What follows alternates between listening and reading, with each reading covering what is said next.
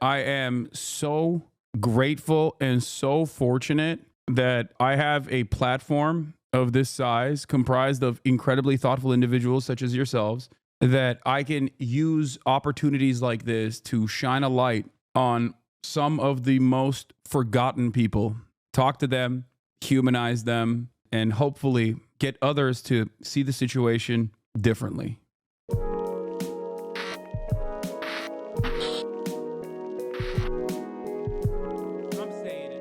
We got a lot to talk about. Okay, we're gonna recap. We're gonna recap what happened last night, obviously, and I'm gonna talk to you guys about the experiences that we had.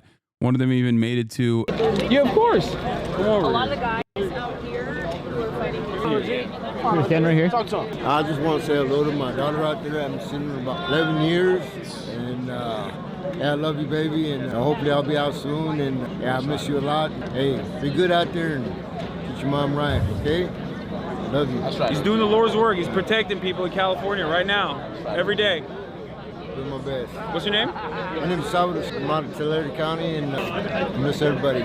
Yeah. So I wanna give you guys a brief explainer of what this is. Okay. First and foremost, there are a couple players here that I need to shout out. Okay. Number one is Scott Budnick. So Scott Budnick, who you saw on the broadcast last night, is a Hollywood producer. He made The Hangover. He made Project X. He made Old School. And he basically explained it in his own words, but he is a criminal justice reformer. Okay. He's a big rehabilitation guy. And part of that, I think, comes from his own personal experiences. I feel like when you meet some of these people that are absolutely at the bottom rung of society, just like forgotten people that have passed, people that have been cast aside, okay? People that are consistently dehumanized. At least in my experience, these are some of the kindest individuals, okay? These are some of the most thoughtful, some of the most kindest individuals you'll ever see, you'll ever meet. You can tell Hasan thinks he's tough. What? So these are some of the best people. I swear. Like, it's just, and it fills my heart with joy that, you know, any moment that I have working with these guys, talking to them, having a normal conversation. It's really funny seeing you cuss more than you have all of January so far. Oh yeah, I dropped the whole knot. Are you saying poor people, peasants? No, I'm just gonna ban people like this, I think, instead of responding to them. So, no, I'm talking about homeless people. I'm talking about prisoners. I'm talking about people who are actively dehumanized by everyone, that just like society is basically left behind. Okay. People that are oftentimes treated as pariahs. And these are just normal people, right? They're normal people that don't have the same support system that we are all privileged and fortunate enough to have. They're normal people who had a sequence of fuck-ups, okay, back to back to back, and just kind of fell through the cracks of the system. And I think like what these guys need is someone to put their faith in them. They need a helping hand. And that's I don't know. That's just I'm going to try to do more stuff like this. All right. Human beings who have faced adversity after adversity in a system that was already set up not to help them. Yeah. Like, what do you think is the most common? What do you think is the most common part of everyone's backgrounds here? Is they come from incredible poverty. Okay. That's it. They come from incredible poverty. They have no support. They have no support system. They have nothing to keep them busy. Okay. That's it. That's the difference between these guys and like even someone like myself. Like I've f***ed up when I was growing up, you know, we all have. And I know that if I did not come from an affluent background, like there is no difference between me and those guys. I probably could have kept stringing along those cups until it erupted in this grand, explosive, like one final big one that got me permanently landed in prison. I never committed a felony. I don't think you understand, okay? No one is just like, I love committing felonies. No one is born into this planet and their starting position goes, I'm going to do as many felonies as I possibly can. That is the entire point of this conversation. The point is, it starts small, okay? It starts small. You don't have a good family structure. You don't have a good support system. You don't have a good network. And the people around you are like, yeah, this is the only game in town. You're bored. You don't have any after school programs that you can attend, that you can participate with, your community with. And then you just string along failure after failure after failure after failure until you're doing more crimes, right? It's never, a lot of people think that the way this works is you just one day decide to go pick up a gun and do a crime. Or you're in the vicinity of someone else doing a crime and then you're accidentally in jail forever, okay? And then there are some people who do get caught up in this dragnet. Now, I know fools that could have done that other thing other than rolling with cholos. Sick, man. Take a week off, okay? Sick, bro. Okay. I hate this rugged survivorship bias nonsense, okay?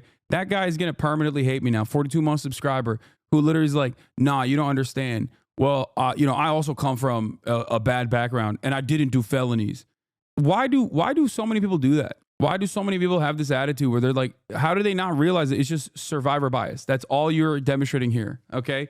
I'm glad that you didn't, I'm glad that you didn't fall on this shitty path. I'm explaining something entirely different. Okay. I'm sorry that they bullied you in high school. And now some of these dudes that bullied you in high school are in jail. All right. Like, maybe keep that to yourself. My brother-in-law had every chance to do well, joined the military and messed up his back, got discharged being a long-haul trucker, ended up trying to unalive himself and ended up dealing and is now in jail in another state waiting for a trial to start. I mean, I can point just, off of what you just described, I can point to like 3 different things where very clearly he got destroyed by the system.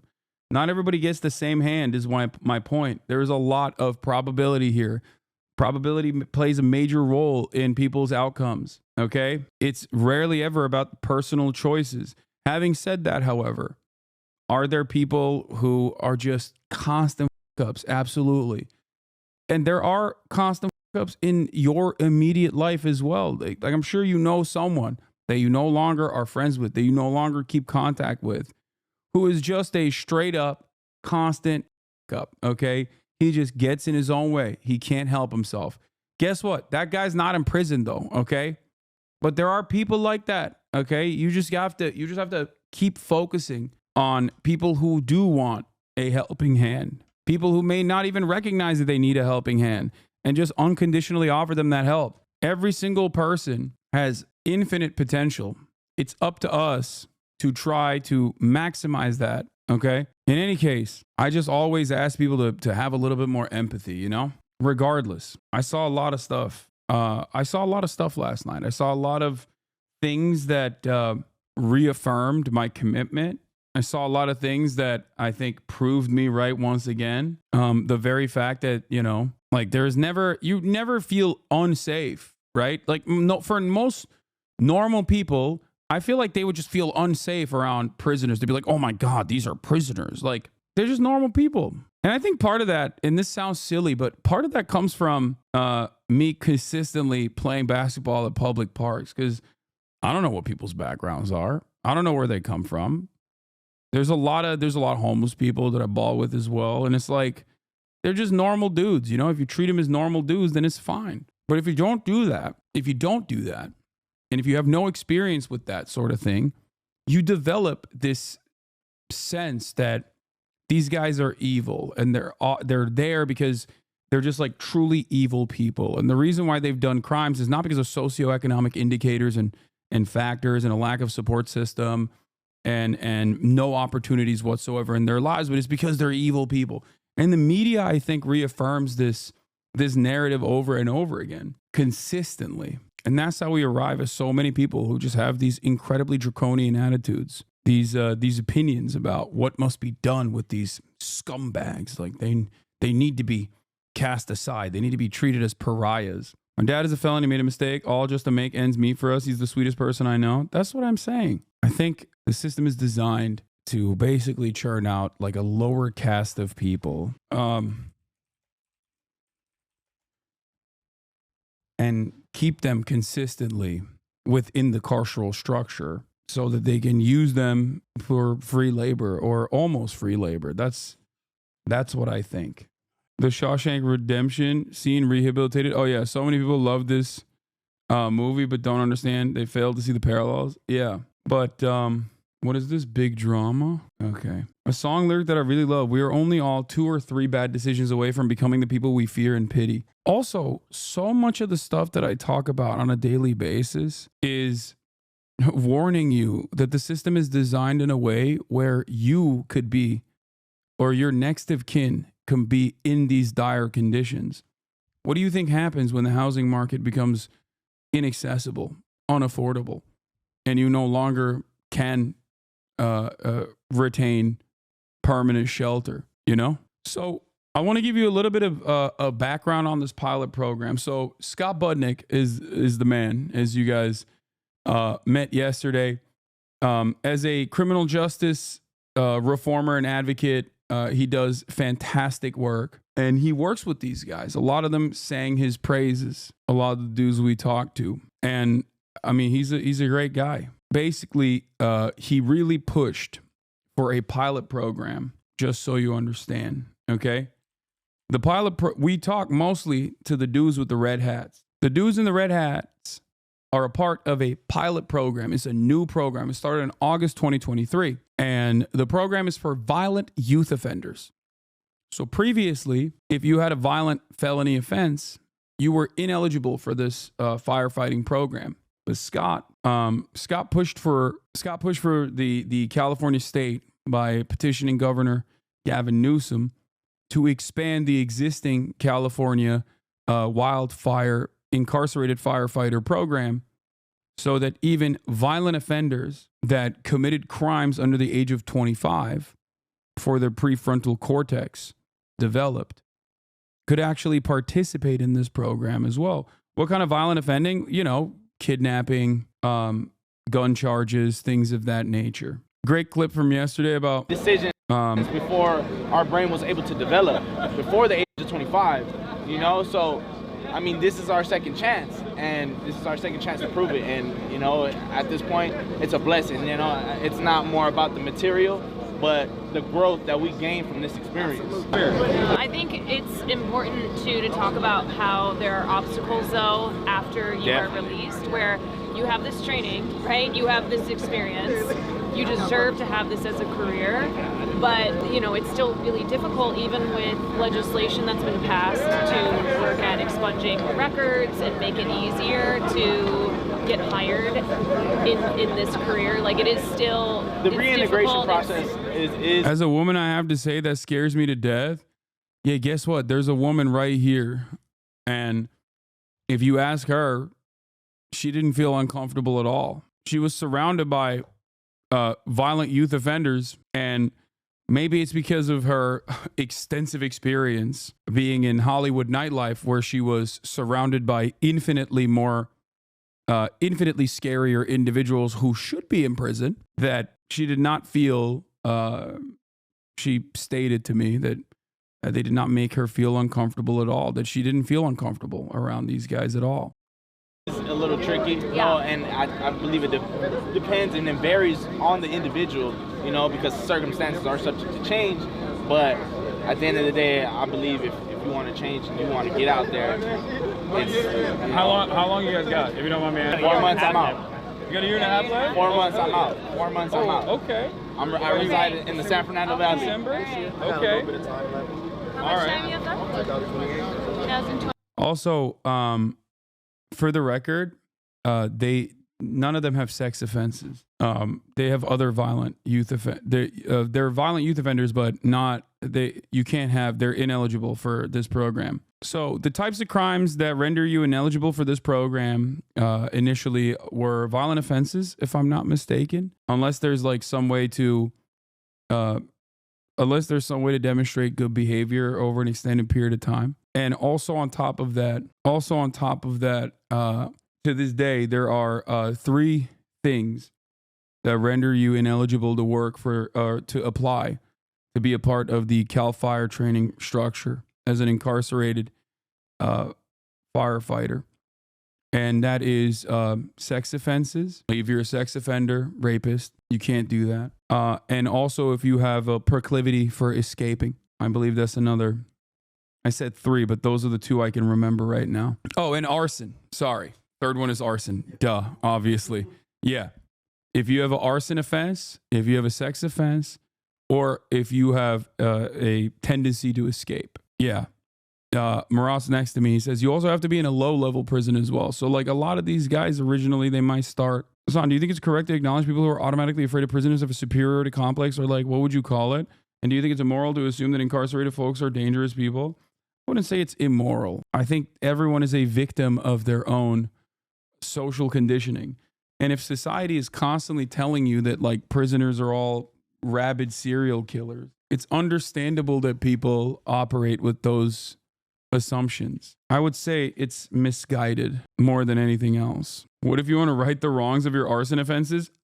Come on, chatter. Like, I get why. Really? Murat says that it's a common crime among firefighters that go to jail as arsonists. Because I am a rape victim, and he said violent offenders, if you were a woman, your mind would go there too. Okay, well, they're not. Can we please stop having a conversation surrounding your own personal feelings? We're doing, systemic analysis of how people's material conditions end up putting them in these circumstances. You want to say some stuff? All right, I'm muted. All right, what are you going to say, big dog? All right, I don't know how much you've talked about like this topic before I got here, but I mean, talking to these guys, it's like 2 very common themes that kept coming up as part of this program was dignity and service, right?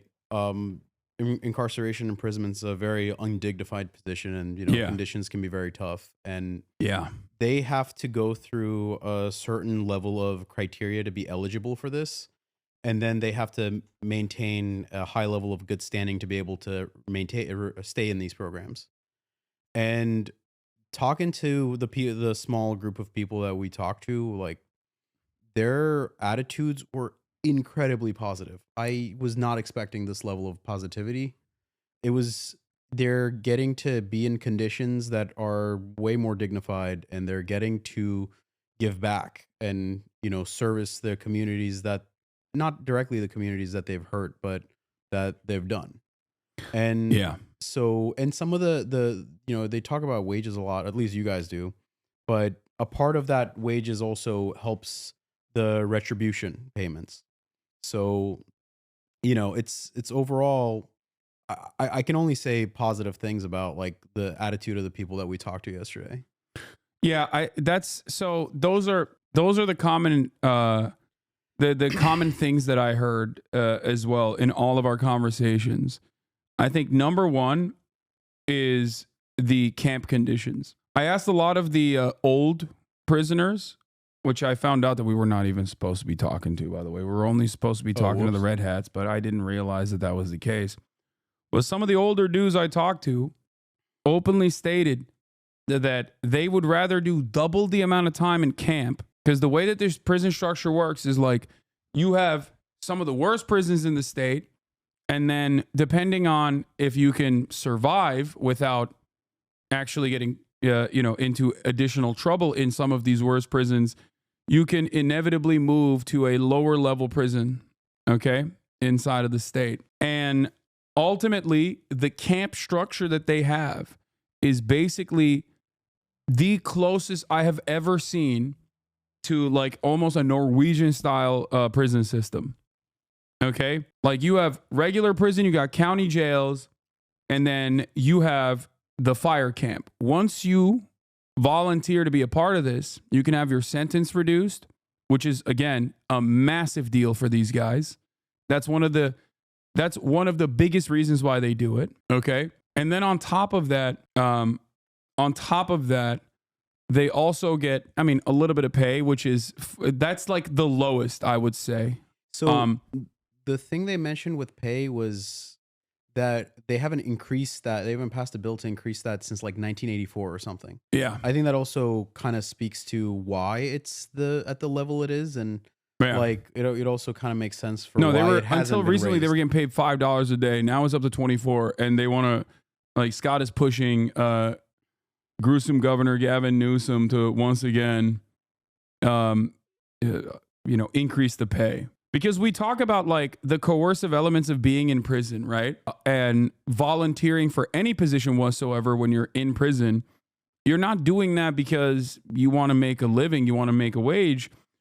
You're usually doing that because you're technically in chains by the state, and this has a likelihood to lower the time that you serve. That's not a normal level of coercion that exists under, regular wage slavery and capitalism. Okay, it's something beyond that. So I think making it basically bringing up those wages to a standard that is humane would turn this into a much more ethical structure overall. But having said that, the program, even with the way that it's currently designed, has a lot of good things in it. Okay. Now, the reason why I say that is because one thing that I don't even think they personally recognize, even though some of the prisoners we talk to openly mention this, is that when they're in camp, because when they're done fighting, they fight fires for 24 hours. They're out in the field. They sleep out there. They're constantly opening up trenches, right? They're trying to manage the vegetation. It's the most difficult part of wildfire fighting, as far as I understand, right? Yeah, it's a lot of work. It's like a tremendous backbreaking labor. You are constantly hiking up and down these windy conditions. If the ground is flat, they'll just have a bulldozer do it, right? Yeah. These guys are going up to the terrain that is otherwise inaccessible. I mean, and it's not just the inmate firefighter program. Like, that's just what this type of firefighting is. Yeah. They're all hot shots. They have to cut a 6-foot wide path within, which is a 3-foot scrape that digs up the dirt. Yes. Well, I don't know about the exact numbers, but yes, that's the idea. So it's a very difficult task. It's a very dangerous task. You're breathing in a lot of these like fumes and whatnot. And the equipment that they have is the exact same equipment that Cal Fire wildfire fighters get as well, which is substandard in general, from what I understand. I mean, it could probably be a little bit better. I can't comment on that. But overall, it's a very, very difficult.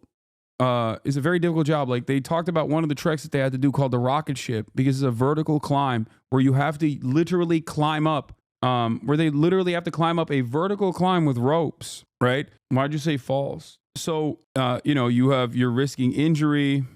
You're going up these mountains, and you're putting your life at risk when you're doing this, right? But I think one of the most significant aspects of their experience is that once they are in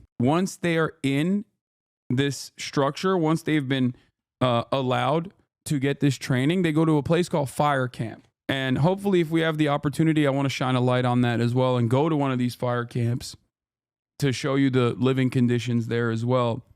But the fire camps, as far as I understand from the interviews that I conducted, is different than prison. So when they're done doing their 24-hour on, 24-hour off cycle, and the wildfire is contained, they don't go back to prison. They go back to fire camp, which is still prison, but it's not the same kind of prison, right? And the conditions at fire camp are nowhere near as substandard as like regular prison is. Okay. One of the things that they brought up about fire camp, for example, is that they have weights at fire camp. They don't have actual weights in regular prison. I didn't know that. Apparently, since like the 90s, one of the prisoners said Governor Arnold Schwarzenegger actually removed the weights, but apparently it was removed beforehand, like before he became governor. And yeah, they don't have weights on the yard in prison. They use prison band. I mean, not prison bands, like resistance bands and stuff like that, which is kind of crazy to think. But like something as small as that something as small as that is massively consequential. These guys can play on their PlayStation 4s, right? They have PlayStation 4s that they can play video games on. They can have like some connection to the outside world, some semblance of humanity. And I think that's very consequential. Not only do you get your time reduced, okay? Not only do you get your time reduced, which is massive. If we get in trouble, yes. But you also end up feeling like a human being, basically. And I think that absolutely plays a major role in reintegration, okay? So this is basically looking at the theory and applying it into the real world and learning that, you know, there's a reason why there's so much empirical evidence that suggests that rehabilitation and retraining and reintegration initiatives like this one are actually massively successful in lowering the likelihood that someone actually reoffends. Because the conditions that these guys are experiencing in camp, which is still prison, is significantly better than prison. That positive incentivization structure paired up with the fact that you're getting your sentence reduced actually causes you to really work hard to not f this up, okay? Even if you have a tendency to it up, when you don't want to go back to prison, that's it. Like, you want to stay at camp. Some of these minor things that you would never even have to think about are massive for these guys. The fact that their family members can bring them food, okay? Like, that's huge. The fact that they have PlayStation 4s where they can play video games. The fact that they have regular weights as opposed to in prison where they don't have regular weights. This is huge. So let's hear what this guy has to say. Okay, and the camp is like much nicer than prison. Yeah, there's little to no tension. The racial disputes is not a thing there. You know, your family gets to... Yeah, they also said the COs that are nice make their way to the camps. I don't think it was particularly that they were nice. It's the more seasoned, like, more COs. seasoned. It's more within the Department of Correction and Rehabilitation. Like, it's a higher, it's a sought after position within the Department of Corrections. I mean, that makes sense. It's a more peaceful environment. Yeah, but that's it. It's a more peaceful environment because it's a successful rehabilitative structure. It's a successful rehabilitative structure because it's focusing not on like deterrence measures and dehumanizing the people there and treating them like shit and putting them in horrible conditions. And that's the reason why every single person that's involved in the program is, you know, a lot nicer overall, including the COs, the correction officers. That's it. That was also interesting. Like, I maybe shouldn't have even prodded that too much as far as like, what do you think about the cops? Are they like some assholes or whatever? Like how they treat you. Because I also personally thought it was interesting that the cops normally, you know, I've met COs before, and I would say that beat cops on the street are definitely the beat cops that you're usually around on the street give off a worse aura than the COs do. At least these COs. And they were very forthcoming with this. Like, they straight up were like, listen, these are, even the corrections officers, like, there are some assholes, there's some power tripping assholes in general, but like in terms of like the experience at camp, like most of the COs, they get it, they understand it. Bring food to you from the street. That's it. You feel like a human. Yeah, you got real weights there. Yeah. Or they got fake weights in prison? No weights. They don't have weights in prison? No, Arnold Schwarzenegger took him out. He took him out? It's kind of funny that Arnold's the one who took him out. Cal Fire refused to give the inmate crew access to their showers. What the guy said, he said he would get kicked out of camp for saying it, if I recall correctly. Well, they did. They gave him they showered after we were done. Yeah. Why do you do that? I don't know. He didn't want nobody else to be brolic like him. I heard that's what it was. Yeah, he got jealous. That's what I heard. What it You know, was. I don't know how true was it is. Was it Kali muscle that got jacked in prison? I think that's what it is. I heard of something like that though. Yeah, he got jealous. Arnold. Yeah. When he was the governor. Exactly. That's crazy. Yeah. Hopefully they come back. You know, they've been giving us like resistant bands. Anyway, that's like, you're right. I've known a lot of COs, and I would say most are decent people, even if they're hogs. Yeah. I almost died when you say, like, what else are you going to do? What else do you guys do if you didn't have a PS4? Crimes? Lol. No, I was joking. I said, I said, what are you going to do if you get access to the internet? Crimes? Well, one of the guys was super into crypto. Yeah. But it was eye-opening, but they need proper pay, healthcare protection, and being a front line and transitioning into society. No, absolutely. Absolutely. Yeah, those are the guys who are going to get their rug pulled, by the way. They're not going to be doing the rug pulling. I feel foreign with you guys because I feel like I'm part of the prison. That's who I was. That's what they indoctrinated me to be. Yeah. That's what they wanted me to be. So like now they want you to get out here and then go to a fire camp and then act like if you're a firefighter when we do get like minimum training, right? So how is it that you do that? How can I become a better civilian, a citizen? Coming from prison to this, like maybe you guys know something about that. Like, that's my biggest question. How do I've I? only been in jail. You know what I mean? Like, it was not. okay, what's It was normal to you guys? overnight. What's normal to you? Are you asking like personally how Right, you right. make that transition? Right. I mean, He asked a serious question and I made jokes. I'm sorry. No, it's fine. No, It's no, a no. job. It's a job. It's I my job. think It's my what's job. key is having support, right? Right. So that that transition is easier. I mean, Right. you're right. When you spend so long Right. in prison, and you either are on the path to being institutionalized or you're Right, there, right. it is hard to transition out, and there is such a lack of What is this that you sent me? It's a satellite image, like a high resolution satellite image Oh. of the Pacific Palisades. You can see like most neighborhoods are gone. Why didn't you say the Crash Dummies pod again? What? Okay. Seeing these guys want to come up and talk to you and ask you questions and talk to the cameras, everything. Yeah. Well, you have to remember, like, these guys don't get a lot of access to the outside world. You know what I mean? Like, this is something that they consistently brought up. It was like camp conditions being significantly better than prison conditions overall was majorly beneficial. Okay.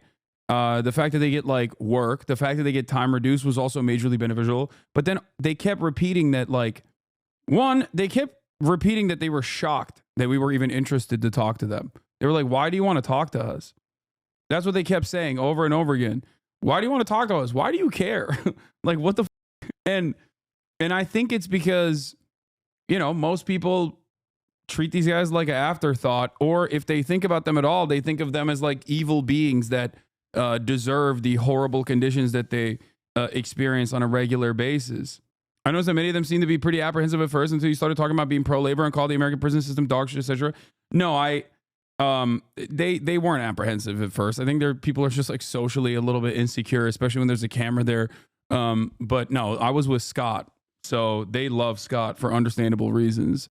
So as someone who works with CDCR, I hope Hassan knows this interaction and ones like it are so morally lifting for these inmates. Yeah, so that's the other thing I was gonna say is that, like, the fact that, you know, people write to them, people send them like cupcakes, people send them like baked goods, people send them food when they're out fighting these wildfires. Like, they feel like human beings. They feel like human beings. They have dignity for once. Okay. And that's what it is. Like, it's just, anyone got that clip of the one guy with a ponytail cooking Haas for being autistic? Oh my God, he did. He cooked my ass. In and out, giving our incarcerated firefighter Scott and some of the guys you talked to. Yeah.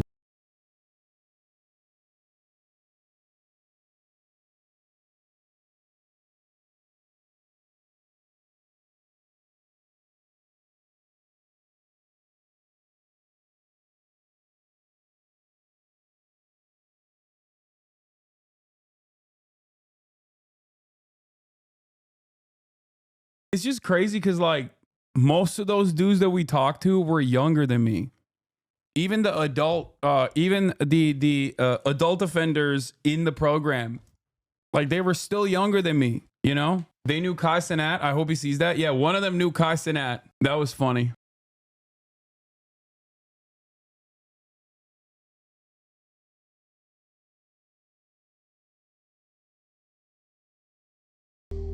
What is this video you found, chatter? Goddamn. It's kind of funny. But yeah, they get education in there too. They get a lot of sociology. Apparently they can get a degree in sociology, which I think is awesome. Younger than you and already 10 years in. Yeah, that's what I'm saying, bro. Seeing them chop it up between groups, just like any workplace, just some guys doing good despite everything trying to shove them down. Yeah.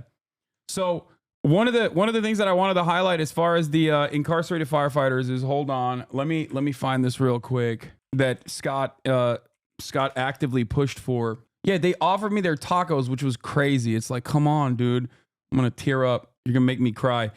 This is the Youth Offender Camp Pilot Program. Okay. In August 2023, CDCR launched an innovative youth offender program, camp pilot program at Growlersburg Conservation Camp, okay, in Georgetown. The program is designed to expand opportunities to volunteers to serve their time at the conservation camp and encourage self-improvement and rehabilitation. In addition to educational and rehabilitative programming, camp participants receive wildland firefighter training, enhancing their opportunities for future firefighting careers. The program provides additional hand crew members for emergency response to fires, floods, and other disasters in the state. The initial 17 participants arrived at Growlersburg Conservation Camp in November 2023 after completing training at the Sierra Conservation Center. Now, what's important about this is that a lot of the dudes with the red hats that we talked to, they are youth offenders, which means that they did crimes under the age of 25. Okay? They committed crimes under the age of 25. But the program actually expands, unlike the normal structure, it actually expands to violent offenses as well. So if you were if you committed like assault, battery, you have a weapons charge, kidnapping, things of that regard. And also, kidnapping doesn't mean like kidnapping in the way that you understand it. Okay, that's a term for if you steal a car and there's someone in the car, it's considered kidnapping. Just so you understand. Okay, not like Taken style kidnapping. So all of that stuff is under the banner of violent offenses. These are pretty significant crimes. Okay, it could be a custody dispute as well. So the thing is, despite the nature of these crimes, these guys, you met them, you saw them. Okay, I didn't want to like spend too much time on what they had done because I didn't want to. Like, I talked to them off camera beforehand. As far as like what they had done. I didn't want to talk to them on camera about what they had done because I feel like it's unproductive. But yeah, like they openly revealed some of the stuff that they were locked up for, and yeah, it's some pretty significant stuff. But it's important for you to understand, like, in spite of what they had done, like they were just chill as hell. They were just normal ass dudes, right? And that is because they're actively working against being institutionalized. They're actively working against being a permanent part of the carceral state. Okay? And the reason why they have this ability to get out of this structure is because they've been given this opportunity for this training program. They've been given this opportunity to basically work and even work to reduce their sentences. And they don't want to mess it up. And go back to regular prison and lose their shot at reducing their sentences. So that's what it is. Camp Pilot program expands access to camp programs and provides participants access to rehabilitative programs and job skills. The goal is to encourage offenders 25 years old and younger to commit to positive change and self-improvement with the goal of being law-abiding members of society upon release. This is one of the closest things as far as like the conversations that I had. This is one of the closest things I've seen, shockingly enough, within the California state prison structure that is as close as you can get to a rehabilitative system. Okay? It's genuinely shocking. And I will admit that in spite of my initial assessment saying this is slavery, like, I would not want this program to go away. Do you understand? Like, I would much rather expand this program. I would much rather ensure that this program also offers reintegration after you're done if you want to work in this field, because some of the guys I talked to didn't want to continue doing firefighting. They literally were like, yo, this is dangerous. I don't want to do that. I don't want to do this shit.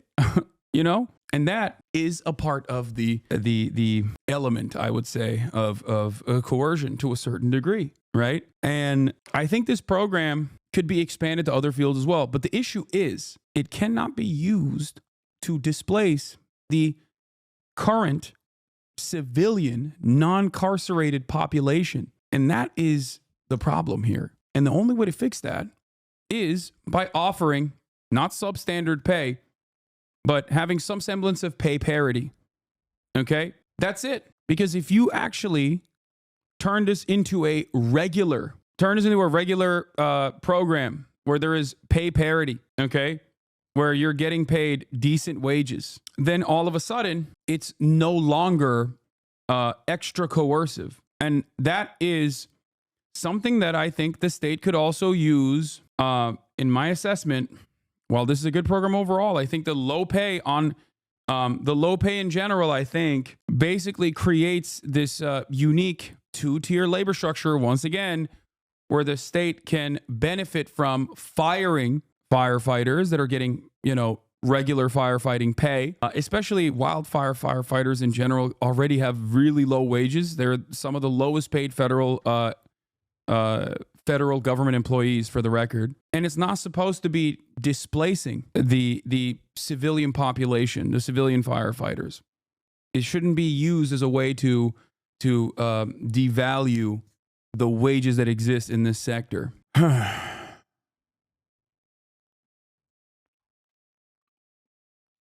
Do you understand? I think you should apologize to chatter earlier. See prior chat. The insensitive messaging doesn't help the mission. They were chill, very human and deserving a second chance, but it's also very fair for the chatter to feel nervous and scared around them. Okay, you get a week off. Dude, imagine we're having, again, larger conversation about the carceral structure, and you just chose to chime in to be like, no, it's actually okay to immediately assume that these guys are rapists and it's totally fine to be afraid of them, while I'm directly talking about how some of these guys committed violent crimes, okay? They committed violent crimes, and it doesn't matter. It's not the entirety of their personhood. It's not everything. They should not be reduced to a sequence of awful things that they've done that have led them into going into prison, okay? And you're like, no, you don't understand. I'm gonna reduce them to that, and I'm gonna be fearful. It's normal to be fearful. Shut up. How can you not see that this quite literally undermines the point that I'm making? The point that I'm trying to make here is the exact opposite of what you are trying to draw the conversation back into. And I don't care. God damn, Americans are so selfish. It's so incredibly frustrating to have any conversation like this, especially as it pertains to sexual violence. What a crazy situation. How many rapists actually get incarcerated? What are you talking about? It's like one of the least punished, most commonplace crimes of all time. You are more likely to get raped by a coworker or a boss or a family member than some random dude in prison. What the Shut up! I can't stand some of you, man. Jesus Christ. Yeah, you have to pay a lot of fees when out of prison as well. So that's the other thing. That's the reason why there's more. I think that's more of a reason to actually elevate their pay as well. It's so crazy because, like, even in a supposedly quote unquote progressive community, people still somehow find a way to use emancipatory language to center themselves in this conversation, and then aggressively and actively defend, using academic emancipatory language, aggressively defend their self-centered attitude.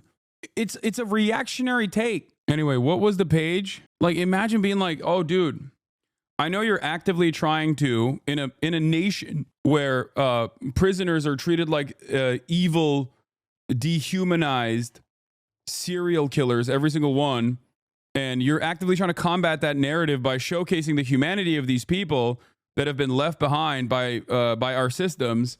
But you should apologize to the one chatter who wanted to bring the conversation back to that exact point. You can get that anywhere you want, okay? Go watch, I don't know, MSNBC or something. I promise you, they will have a very different approach.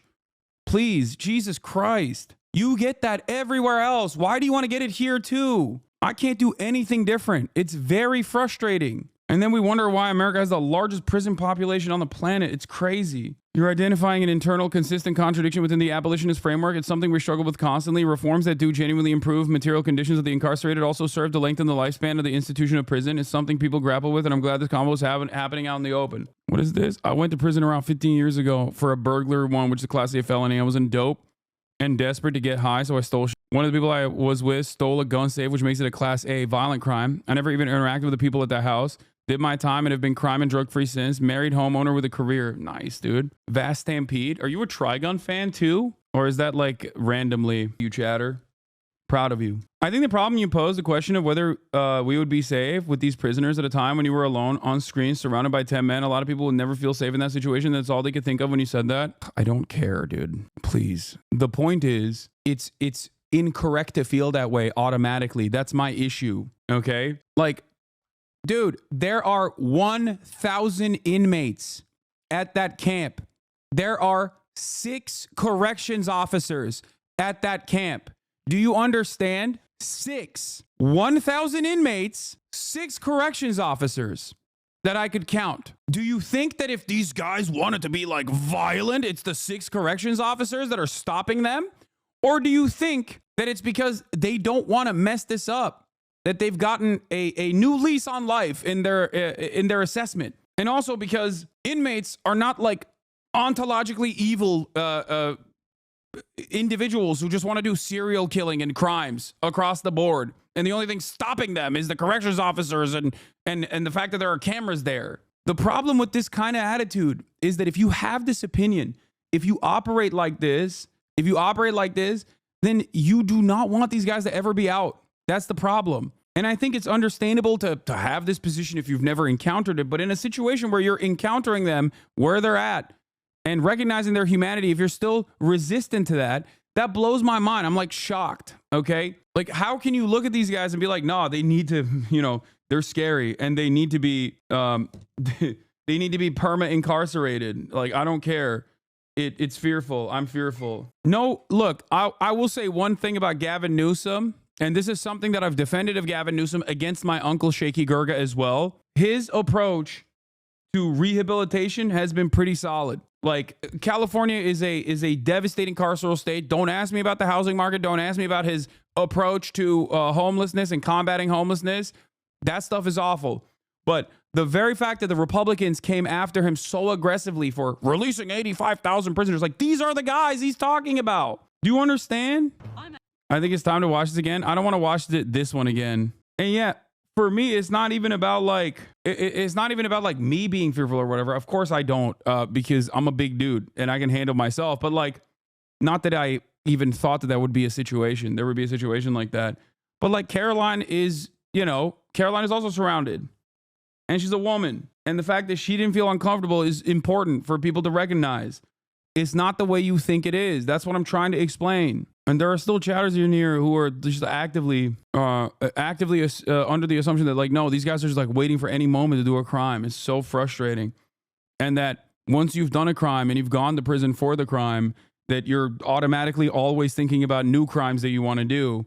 And it's not about what do you call it? Having something to grab onto once you're out of prison. If that's the attitude that you have, he will never be on board with any sort of reintegration initiatives. Like, you'll always further the stigma against people that have done crimes, and you won't want to hire them. You'll push them further and further away from normal civilized society. You will be a hurdle in front of them actively becoming better people and productive members of society. That's it. In a system that is designed to destroy you outside of the carceral structure as an average citizen, okay? When you have societal pressures that you have to deal with on a daily basis, a bad job, a shitty boss, inconsistencies in terms of how much money you have in your bank account at the end of the month, not knowing if your rent is going to go up, okay? Once your rental agreement is over. All of these forces literally put you so close, much closer than you think, in the throes of the carceral state. Okay? Hasan couldn't deal with the steam off my piss. Don't act hard. Hell yeah, brother. You are the hardest. Hard body. Been on this platform since 2013. When I think about how hard that is, this guy is like, the attitude here is like, that's right, baby. You wouldn't last a second in the COD lobbies that I was in Modern Warfare 2, baby. Xbox. Yeah, I'm hard body, dude. I'm a cool guy. Yeah, I shit my pants when I think about going to a big city because every single person is probably trying to do violent crimes to me, but also I'm hard body, One thing that the incarcerated youth we work with often thank us for treating them like normal human beings and not threats. Yeah, that's the major thing. That's crazy that there's such a major incentive. It's FYI, certain actors and other chats are going back to this violent criminals talking point continuously. The stun lock, keep that in mind. No matter how progressive you think you are, certain people are just too American and jail pilled. I agree. Exact same thing with homeless people. Exactly. That's the issue. Anyway, Complex wrote this article. Hasan Piker interviews inmate firefighters in Los Angeles. Popular Twitch streamer Hasan Piker has been interviewing incarcerated firefighters who are working to get wildfires in Los Angeles under control. Piker hopped on X to explain why he's speaking with firefighters on Twitch. I try to use my platform this way because there are lots of normal people out there who fell through the cracks of the system with no support whatsoever. We cast them aside and choose to dehumanize them. Everyone is trying their best. Rehabilitation and reintegration lowers recidivism. Several of Piker's interviews have made it to X and gone viral. In one of them, he speaks with one prisoner about whether it's better fighting these fires than being in prison. It's way better because if I was in prison yard, I'm seeing guys get stabbed, get beat up. The cops treat us like shit, but here we get better treatment. They talk to us like humans. We got a job. We're underpaid, but we have a job. And then the community shows us all kinds of love. We never received that growing up. Will you like it? Yeah. All right. Dangerous work. Kimbo's the man, by the way. He was awesome. Will you like it? Yeah. Do you feel like it's almost like a respite from being? Is it better than being in prison or no? It's way better because I was in a prison yard. I'm seeing guys get stabbed, get jumped, get beat up. The cops treat us like shit. But here, we get better treatment, right? They talk to us like humans. They talk to us like humans. We got a job. We're underpaid, but we got a job. Yeah. You feel me? And then the community comes out and shows us all kinds of love. We never received that growing up. We never received that kind of love, that kind of recognition for anything we've done. So now, doing this kind of stuff and all this love coming, that's life-changing for a lot of guys. 'Cause that's all they be needing is a little. It didn't look like you were checked for weapons by the COs before you got close to the inmates. That speak volumes about how safe they perceive things to be in that situation. Like you said, these are just normal people. Exactly. That's a great point. That's a great point. No checks for contraband, no checks for weapons whatsoever. Now, you might think that that's a crazy thing to notice, but absolutely. You think you can have normal interactions with prisoners in America without having that level of security? No, this is a collaborative effort between the COs and the prisoners, okay? That's it. A little bit of recognition with this, it's life-changing, and we get opportunities at careers. How long was your sentence? You don't mind me asking? 17 years. 17 years. Yep. God damn. They're gonna shave it off. Though. Yep. They're gonna shave it off. They're gonna shave it off. They're shaving some off. They better shave it off. But you feel me? Crazy how you try to do a good thing and it still gets clip-chimped to make you look bad and failing. You also did pop a Zin in front of them. Yeah, I wanted to actually give him Zin too, but I didn't want to get Scott in trouble. And I didn't want to ask either. In another interview, Parker listened as the inmate explained the experience of being in the world after being in prison for so long. I've only did it for 12, 13 years, but the point is that I'm about to go home next month, the man said. You go from a cell to this right here, and it's culture shocking. It does help you because you get to start mingling with the public like you guys, the civilians, he continued. I feel foreign with you guys because I feel like I'm part of prison. That's who I was. That's what they want me to be. This was that combo. Institutionalized, right? The what? Institutionalized. Have you heard that word before? Institutionalized, like. Institutionalized. Yeah. So now, I've only did it for like 12 years, 13 years, but the point is, I'm about to go home next month. So you go from the cell to this right here. It's like it's culture shocking. So now I guess like the fire camp, bringing back light to the fire camp, right? It does help you because now you start like mingling with the public, with you guys, the civilians, right? Which is, I feel foreign with you guys because I feels like I'm part of the prison. That's who I was. That's what they indoctrinated me to be. Yeah. That's what they wanted me to be. So like now they want you to get out here and then go to a fire camp and then act like if you're a firefighter.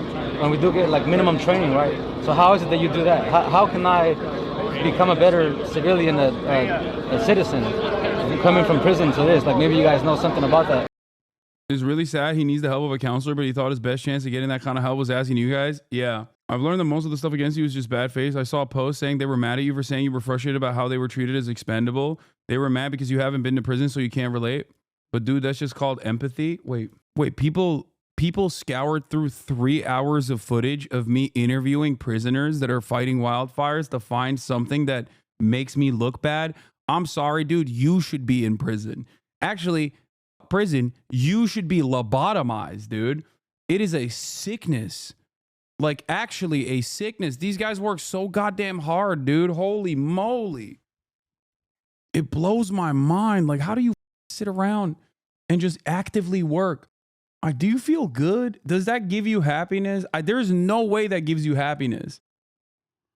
In another conversation, Piker wanted to get the opinion of one inmate firefighters about the fact that they are private firefighters making up to $7,000 a day. Wow, that's crazy. It's a big pill to swallow to the prisoner.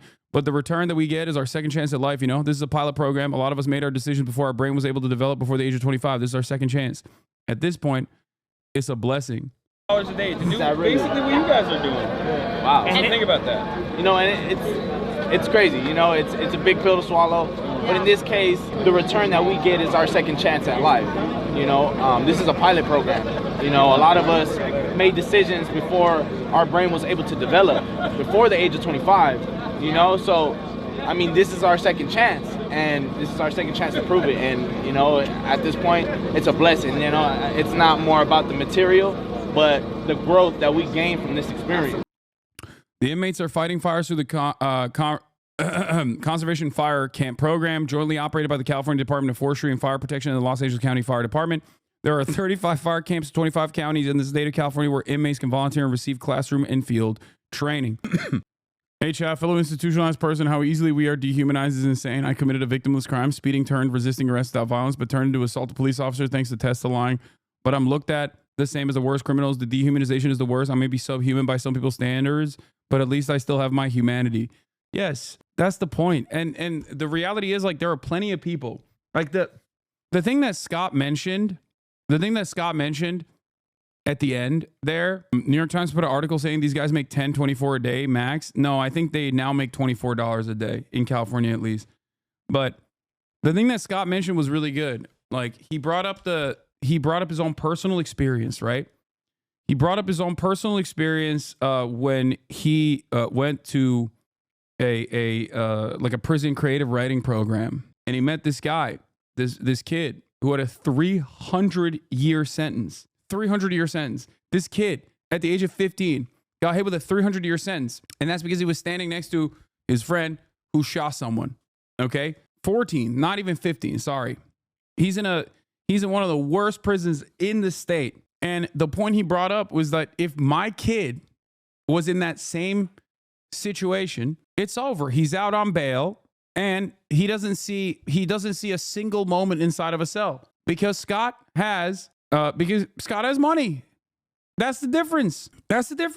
And there are so many people like that. There are so many people that just like are that are in the wrong place at the wrong time, maybe have priors. Okay. When you're 14, it's probably unlikely that you have priors, but Hasan gets invited to camp to do prison cribs and cook some food. Oh yeah, this was sick. To initiatives that, initiatives that are helpful with reintegration, initiatives that are helpful with like hiring, former inmates, For sure. Trying my best. And we appreciate you for that. We got to get you to our camp, Growlersburg. I'm down, yeah. MTV Cribs. Coming soon. No, I'll talk to Scott. If we can make something like that happen, that would be great. Oh, yeah. Let's do it. Come check out my bunk. We'll make you a little spread. Eat real quick. Yeah. I went to an expensive private school and kids in my class crashed cars, had drug problems, etc. But they're all doctors and run banks now. Exactly. Well, we're going on Twitch, No, there's like Twitch cribs. There we go. There's actually a thing there's a thing on TikTok with like prison food, where they show like different things that people make in prison. So we could do something like that, like a little cooking segment. You gotta make it though. You gotta make it. I'll make it. Yeah. The only thing I know how to make is chicken. That's all I know how to make. So I don't know. We're gonna do something with that. Yeah. We're gonna do something. What do you guys make? What do you guys cook? You cook your own open-minded. How are you so much taller than these guys? Bro, I'm 6'4". Yeah. Some of the younger guys talked about what landed them in the prison system. I would say kind of touch on the same thing. No guidance. Just not having a positive guidance. The environment that I grew up in, of course, it led me into a different direction. And yeah. So first off, obviously there's no excuses for what I'm saying, right? I hold myself accountable for what I've done, right?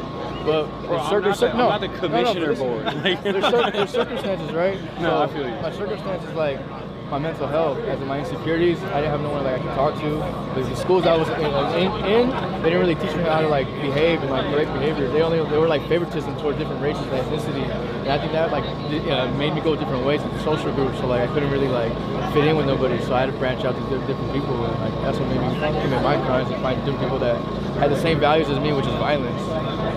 Okay. Some of our greatest revolutionary organizations, like the Black Panthers, identified how people like this are the motor for revolutionary change. People in here chirp about revolution, but it's these people that have the practical skills for OPSEC, dealing with the law and other things. These folks have more revolutionary potential than any leftist that would turn their nose up to them. Yeah, I think it was also important to notice that important to recognize that another big fear that they had. Swap it out.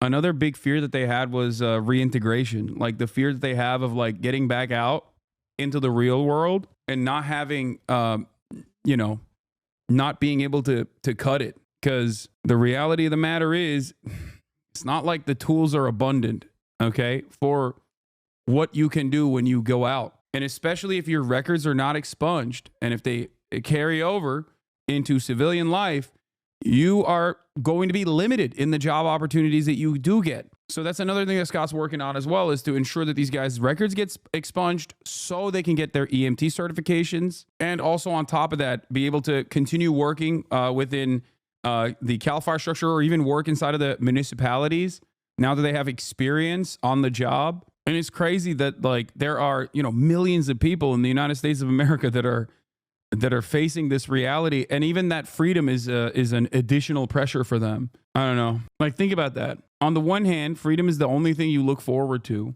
But on the other hand, even that is a massive, massive point of pressure for you. Is expunging the records of something that happens for everyone? No, these guys, even violent offenders, because they're youth offenders, can have their records expunged. An extremely common and disheartening theme with everyone you interviewed is that if proper support structures and mental health resources were readily available, many of these men wouldn't even be there to begin with. We need to do better. Yeah.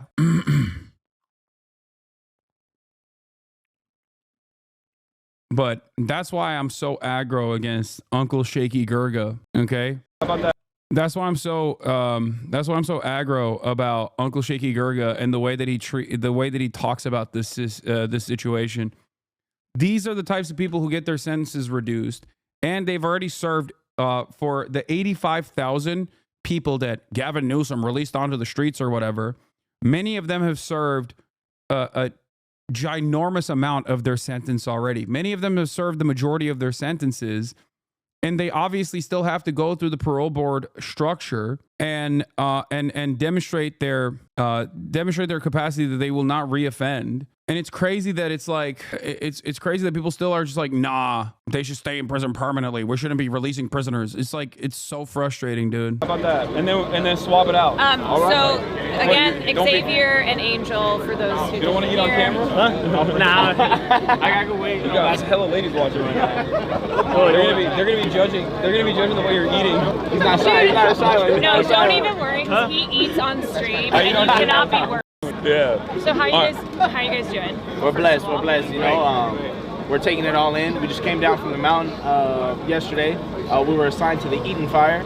Our division, you know, was meeting up with other crews, doing some hand line. The dozer only goes so far. You know, our job is really to kind of get in the cracks and crevices where. Purely curious, what type of things fall under violent for these guys? Everything that you can think of, with the exception of sexual assault or arson related charges. Dozer can go, and when we get more of the OGs talking about the programs. Some of the older firefighters that have been in the program for a few years talking about how they've been treated by the police. Like, why? What? It's all bad faith, man. I'm sorry I ever fell for any of it, bro. What do you mean? I don't know if it's manslaughter, but maybe. We saw this live. Why are you self-reacting? Okay, take a week off. Is there JPay or something? Yes, there is. And you can also send video games to the camps as well. Would you ever run for public office? No. Oh, here is also the ARC anti-recidivism. They're on the fire line. Give right now that they're on the fire line. Yeah. There's not so much to give right now, right? They're fairly good right now. It's when they get back to camp, right?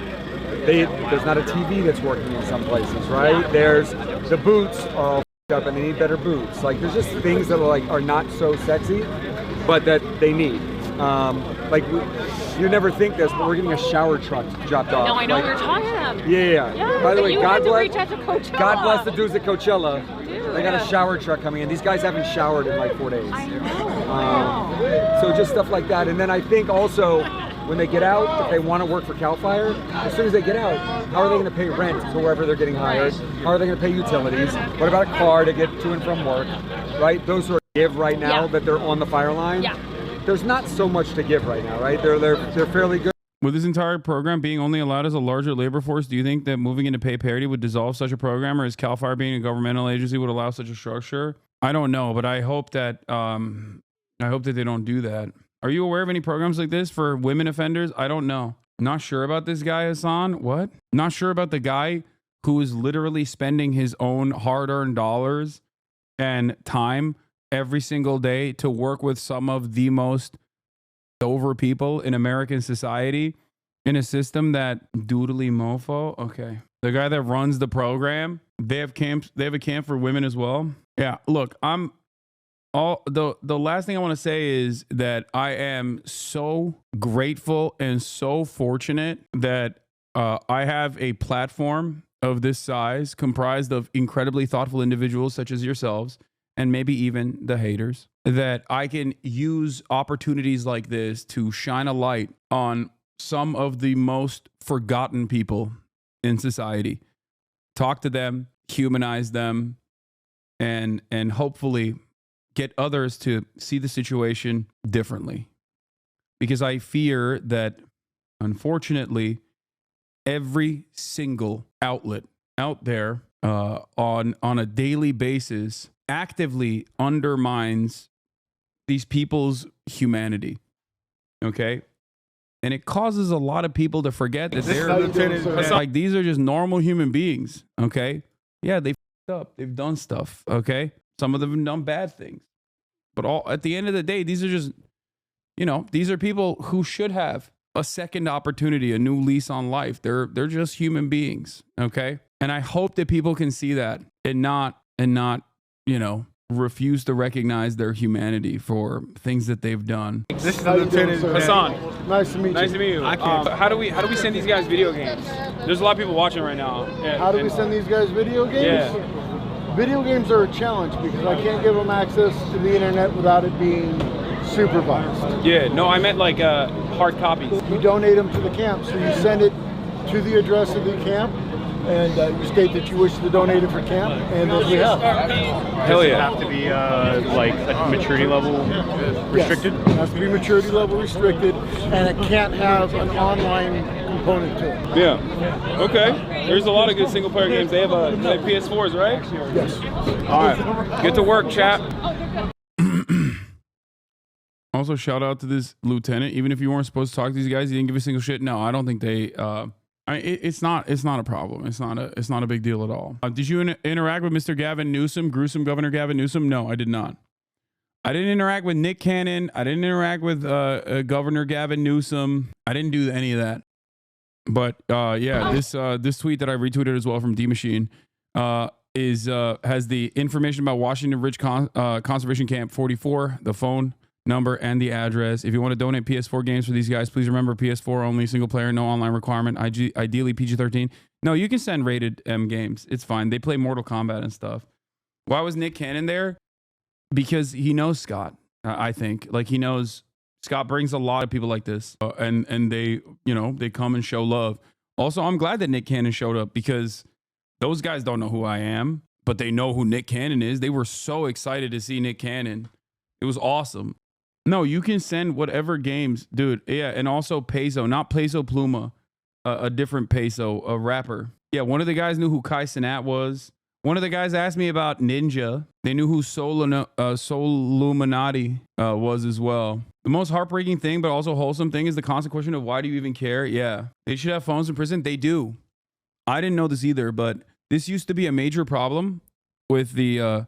This used to be a major problem with the prison structure. Is like, it was incredibly expensive. It's really important for people who are incarcerated to be able to have access to their family members and the outside world. And that structure was so awful in the past, and it still is in many other states, where you pay incredible amounts of money to even make these phone calls, and then the people that are receiving those phone calls are also getting the people that are receiving those phone calls also have to pay as well.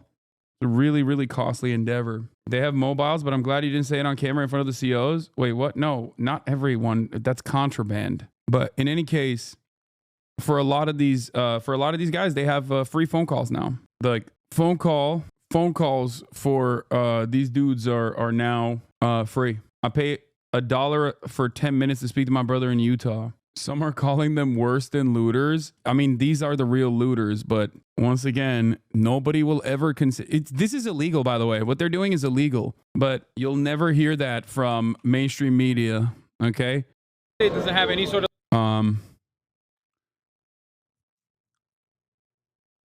Were there any women inmate fighters? No, I didn't see them at that camp. They're probably separated though, but apparently there are. A furnished Bel Air home went on Zillow today for $29,500 a month. A few months ago, it was asking for $15,900. I called up the agent. She said she told her client to relist the home after this week's LA fires. People are desperate, she said. You can probably get good money. I asked why the rent had risen so much. The agent said she was getting another call and hung up. The listing was later removed. Here's my LA story on massive rent hikes people who've lost their homes are now seeing in their search for new housing. See, look, it's not price gouging. It's simply supply and demand playing out. There's significant less supply and demand skyrocketed overnight. No, that is price gouging. You can say that about toilet paper too. What are you talking about? That's literally, it's price gouging. That is actually what it is. These home values or rents will be the new norm for years. This isn't gouging. The market was reset overnight. I don't understand how you have this mentality where you're like, nah, dude, that's not price gouging. That's just like normal market conditions. Okay, so it's always normal market conditions. Don't you think that one can make the argument? Don't you think that one can make that argument for everything, whether it be water in the aftermath of a hurricane, whether it be, toiletry, supply such as that in the aftermath of a hurricane? That's what it is. Then price gouging is meaningless? No. People will care about some people stealing their burned down TV or someone forcing them to spend $14K more per month. Yeah, that's the problem. Their hyper focus and their attention being directed to a person who they suspect is going to steal their television from their house that didn't burn down, hypothetically, is the real way that they forget that these are the real price gougers. Some of them are calling them worse than looters. Some landlords are raising rents after Palisades fire. Here are two listings that went up. One listing was lowered days ago, only to be raised by $3,550 this weekend. The other reversed course, perhaps because of the anti-gouging laws. And by the way, this is illegal. Okay? This is illegal. Straight up. You cannot supply demand your way out of this. This is absolutely illegal. Just so you understand. And the prosecutor, the new district attorney that sat in front of his sister's burned down house should have been talking about how he's going to deal with these looters. Okay? Here. Price gouging refers to sellers trying to take unfair advantage of consumers during an emergency or disaster by greatly increasing the price for essential consumer goods and services. Yes, in certain circumstances, California's anti-price gouging statute, Penal Code Section 396, prohibits raising the price of many consumer goods and services by more than 10% after an emergency has been declared. For items and services a seller only started offering after an emergency is declared, the seller may not charge more than 50% greater than what it's cost the seller to provide the item or service. Local laws may also contain their own prohibitions on price gouging, which is crazy because even that is so expansive, and these guys still go above that. Evet. Peki. You going to the gym today? I already worked out. Normal market conditions, though, guys. Come on. But yeah, this went viral. Let's talk. Yo, those are. Does the state give you those? Yeah. We get them brand new. Those are kind of drippy, dude. Just a little bit. Yeah, so you look fly on the mountain. Something nice. Yeah. Do you get to keep it? Do you get to keep the hats? Yeah. Oh, you get to bring it back? Well, everything, they give us everything. Everything's kind of state issue when you get there. They kind of prepare you for the fires. So that way when you get out there, do what you gotta do. I'm saying, like, when you go back, do you get to keep them? No, I don't think so. It's crazy. It's considered an antique. I don't think he wants to keep that either. I'm not gonna, I'm gonna cop his shoe. You're like, hey. No, but I did see some jackets there. They're pretty sweet. All right, bro, chill. We're not gonna take their clothes off their back, bro. They're fighting. Oh, we'll give it to you, man. We'll give it to you. No. It's a donation. All right. So, how are you guys feeling? Tacos good? We're blessed. Yeah? No, they haven't even tried them yet. So, again, Xavier and Angel. This is the elevated content you want to do in 2025. This was great. Yeah, I'm going to keep doing that. I'm going to keep doing more of this. Just, with prior consent, try to put a face to a lot of these people that are oftentimes actively dehumanized by mainstream resources in general. Like, I think it's important to do that, and I think it's important to show that, hoping that people will see their humanity in this process. Yeah, they wanted to share their food with me. It was crazy. But yeah, we got an ABC Australia notice. So that's cool. But yeah, just to specify for those of you who don't know, I talk about how I don't do journalism, but this is one of the instances where this is journalism. This is new information. This is no different than what like media outlets would do as well. So this is, something that I try to do, and I will continue doing more. Shouts out to Caroline Kwan as well. No, the media would also report their crimes. My favorite comment on this, funny how Hassan shows respect to these convicted felons, but can't extend that to our President Trump. Yeah. Why don't the local Dems cover these programs as the W that they are? Because there's a lot of resentment towards treating incarcerated people as human beings. Here, let's see how the media covered it, though. I'm sure there's a little bit of coverage on it. There are thousands of professional firefighters as well as volunteers battling the fires, but you might not know that there are also nearly 1,000 inmates, prisoners of the California correction system, also out there on the front lines. The Forestry and Fire Recruitment Program works to assist those who were released from being incarcerated transition into a professional career in forestry and wildland firefighting. Royal Ramey is the co-founder and chief of this program. Royal, thank you so much for joining us and talking to us about this. We appreciate it. I worked in LA, covered news for a long time, and I remember covering the wildfires. You would see, the inmates up there, cutting those fire lines. Talk to us a little bit more about the program that you represent. Yeah, so first off, I want to say thanks for having me. I also want to send out my thoughts and prayers out to the families who have been impacted by the LA fires, and a big thank you to all the first responders and volunteers who are serving the LA community. So what we do pretty much is 4 ways we do it. So we recruit, we train, we help them get I didn't meet this guy, Chad. a job, and then we mentor them throughout their career. And we're so proud that we have our graduates that came out of our program out there in LA right now fighting those fires, and we are proud of them. And I understand this is personal for you because you helped found this program. Talk about what this did for you in your life and career. Yeah, so I learned to be a firefighter when I was in prison. I was a part of the California Fire Camps program, which trains, deploys those that are incarcerated to fight wildfires. And since the 1940s, thousands of people have gone through this program, and it really changed my life. It gave me an opportunity for a career path, but it was difficult, coming home and understanding the process of actually becoming a firefighter. And, I consider myself a modern-day Harriet Tubman and wanted to give other folks the opportunity to, pursue a career in firefighting. Let me ask you this. There is some criticism, some people suggesting that, look, this is the state just taking advantage of cheap labor, right? Like where you can get some of these inmates and they might make a few bucks a day and they're doing this, life-threatening, difficult work. What would you say to them? How would you respond to that criticism? It is a voluntary program. There's a lot of benefits that come with it. You get better food. You get visits in the park-like setting. That's it. Like that. So that's the point, which is quite literally the horrific conditions in regular prison is an additional incentive for a lot of these guys to go into this program, because then they get to be treated like human beings in the camp conditions as opposed to the prison conditions. And that to me is like, a very obvious indicator that there's so much more to solve in this carceral structure. But I'm not gonna look a gift horse in the mouth. Dormitory living. You get out in the community and folks are eligible to get time off. But for me, it exposed me to that career that I love now, and that's one of the reasons why I started FFRP. So for me, and my experience was kind of a roller coaster, mentally, physically, emotionally. But for me, I turned that negative into a positive, and I found a career path that that I love, and I'm just trying to help others find their path too. Well, Royal Ramey, thank you so much for taking the time. We appreciate you and all the incredible work that you and your colleagues are doing out there, saving lives and property. Thank you. Thank you.